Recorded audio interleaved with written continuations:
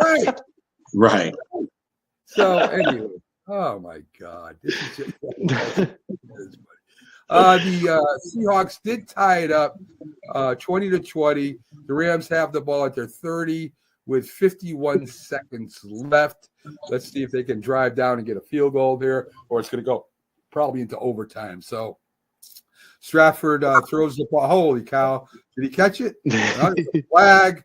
Holy, everybody's in trouble here. It looked like Puka caught it. And there's a flag against Seattle. Oh, man, Seattle, you're going to mess up it. You know, I don't know, Jay. Anyway, so there's a flag. It looks like that's interference or oh my God, the ref has his off.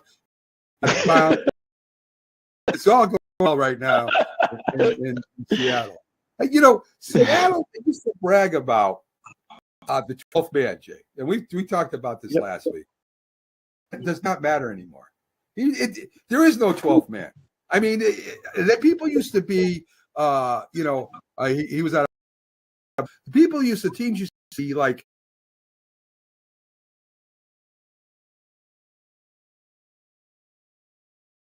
I noticed more Washington fans at the game against the Bears, which is one of the best games I've been to in my life. That was such a great game. We should have had more points in the game. And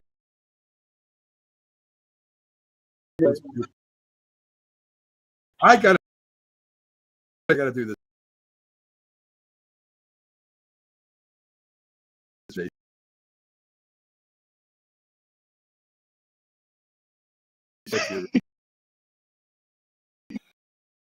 So touchdown!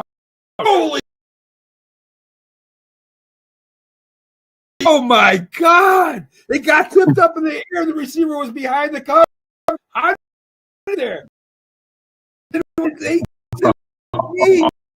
Wow! What a play! Hey, Coach Pips, the commander, crazy, Caleb Brown. Oh my God! You'll get to still show it again. I know they'll show it again. I told you, man. The 20 seconds is. You just got to know and have a bit of luck. Look at the guy gets behind. He gets stopped up in this. There you go. So I was excited for you, Jay. I was excited for the Commanders. So and I mean that play right there, child franchise play. Not happen. We would lose the game, but that shows you everything's going in the right. All the bad vibes is going away from our organization. Yes, and you know, James thought that the Bears would be mad, so they would come back and play good this week. Matter him. I agree with James. They're going to come back. Yeah, they did. They're angry. They lost again right now. That's what they're angry. Yeah, they were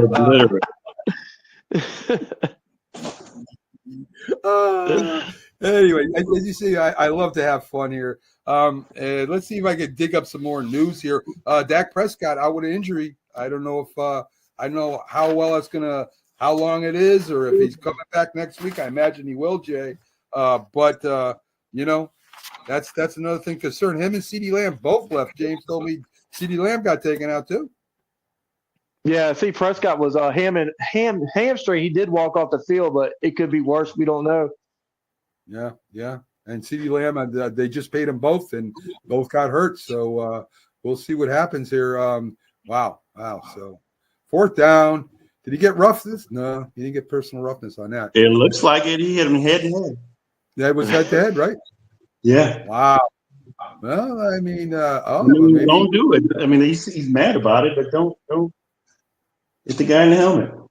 Yeah, 4th and 2 now. I guess are they gonna punt? They're gonna punt it. So this looks like 28 seconds left. This is going into overtime too, James. Oh, they picked the flag up. It was they picked the flag up. They did. Hey, listen, stop babying the guys anyway.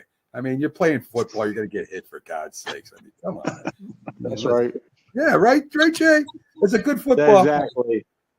So I got a little bit news for you, a little bit more news for you. The NFLPA, the union, has taken a stand against reporters in the locker room. Now, if you go back over the history of the reporters being in the locker room, you can go all the way back to Jackie Robinson, where the black reporters were not allowed. The following year, 2 were allowed in, and then the Patriots were sued by a female reporter to get to be able to be in a locker room with the men and interview the men.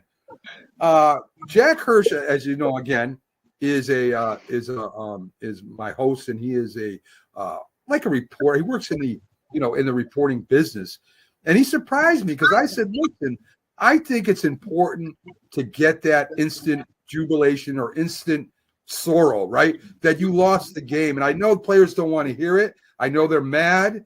We saw what happened with Dallas with Diggs, right? He was pissed. I get it. But that's their job. And when you do a press conference afterwards, you've calmed down. You're going to give bull crap answers. You're not going to give the answers you would have gave then. And it's also for the instant jubilation, right? I mean, the guy's happy you won. We want to see the coaches jump up and down, and the players jump up and down, and that's okay, I guess. But the other part isn't.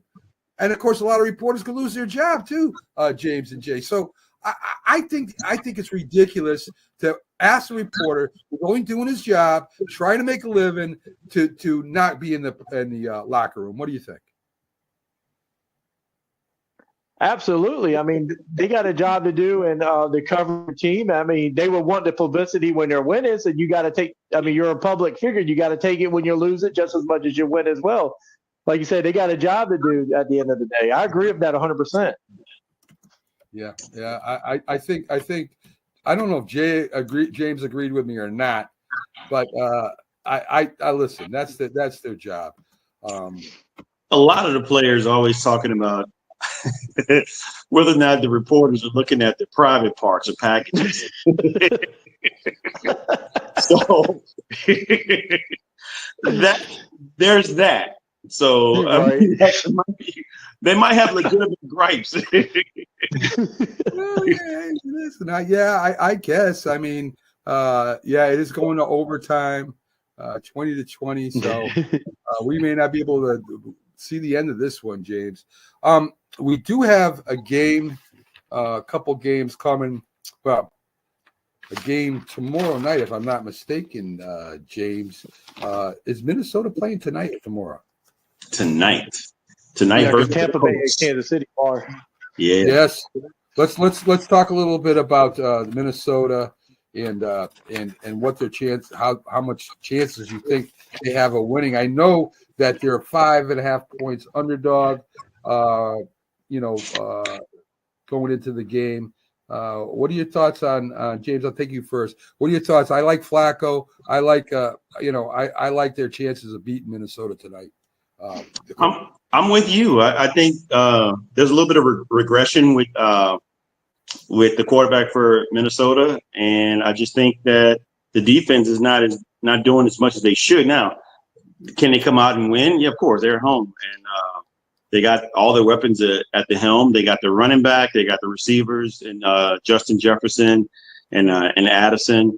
But I like Flacco as well. I think Flacco's going to give him another dimension that Anthony Richardson wasn't doing. And then I'm starting to see a rejuvenation in Taylor. Jonathan Taylor looks like he's ready to go. So if he can get going tonight, I like Flacco playing and getting to those big receivers down the field. I don't know, Jay, if you've been watching the Vikings closely, but it looks like, I'm not saying they're bad. I'm saying it looks like that Sam Darnold is starting not as good as he was in the beginning of the year. They still got a good game. Minnesota's defense may not be as good as it was in the beginning of the year. And I just love Joe Flacco. I mean, he's an accurate pocket quarterback that's not going to throw the ball 100 times and throw for 30 receptions over 100 tries and throw 3 interceptions. He's pretty accurate. What are your thoughts on that game tonight? Man, I think we're on the same page, man. I'm a big Flacco man. I like what he did with Cleveland. He came in and like saying Taylor as well. He's like you said, he's been stepping up his running game, and I mean, Minnesota started off strong, but we all know Detroit is out to get that division. And Darnold is not a elite quarterback. He's not good, but he does show signs of that other side, Jekyll and Hyde type thing. So we don't know what we're going to get tonight. But no, you definitely can't rule out the Flacco and Taylor. I think they can get it done. Yeah, and the Colts defense is no scrubs either. They're a pretty good defense, and 4-4, they're still in the hunt over there for a playoff position. So they got as much to lose if they don't win as Minnesota does, falling down a little bit. Kansas City at Tampa Bay. Patrick Mahomes isn't playing good, and they're still winning. It's just it's crazy. I mean, wait till he starts playing good, then what? I mean, it's not. Of course, the Chiefs' defense is carrying them right now. Pacheco's coming back. They got the new receiver Hopkins and Kelsey, and they got the speedster there. But listen, Tampa Bay is a very competitive. I think they see if Casey's gonna blow up though. I like Tampa Bay. I like Baker Mayfield. I like their running game. Tampa Bay has a decent defense too. I think it's going to be a pretty close game, but I still think Kansas City wins that. What do you think, Jay? Yeah, Tampa Bay had the receiver core took a hit this year with Evans and Gibbons, and that's a big difference. And like you said, they can run the ball, but who's going to be the one to step up in the receiving game? And like you said, Kansas City's they're getting healthy. You're going to get D-Hop more involved, and Kelsey's going to get his touches, and they're going to get the running game. And like you said, Mahomes he's going to unleash and get geared up. You can't rule the Chiefs out. The Chiefs are just a different animal, and they're going to go. I think they're going to beat Tampa Bay with ease. Okay. How about you, James? You agree? Yeah, I definitely agree. And look, this is one added motivation is Travis Kelce is one touchdown away from passing Tony Gonzalez's franchise record. So he's going to be motivated this game. And then, of course, that what you mentioned, Jay, and both receivers being out and Mike Evans. That's a big game. That's huge.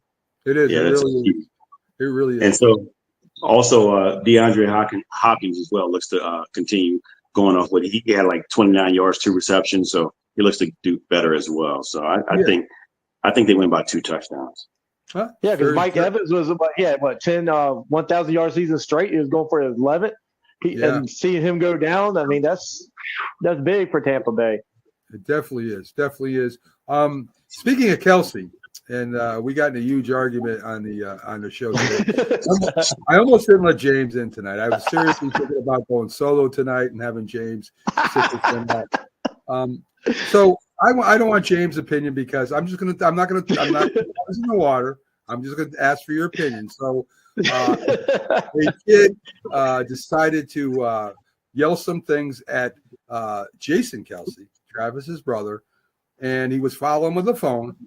And Jason took his phone and smashed it on the ground, and which is which I think is a little too much. But then all my calls, I fought them all today, Jay.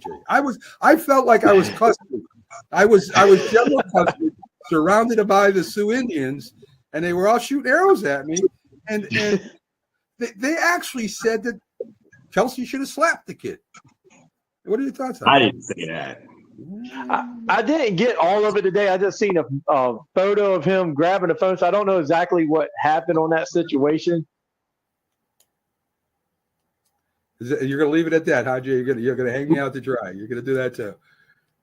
I think the phone situation it's warranted. The phone situation. I don't think you should have slapped him, but definitely the phone situation. Don't follow me with a phone and saying derogatory things to me about my family. I'm going to take your phone too.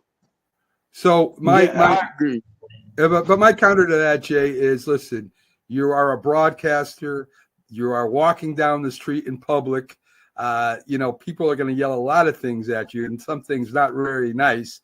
And it's part of the job. So keep walking. Take the high road. That's all I was saying. I mean, you can attack a player's abilities, but you should never bring the player's family into it. I think that's personal and crossing the line. That's fair. That's fair. That's anyway. So that's about.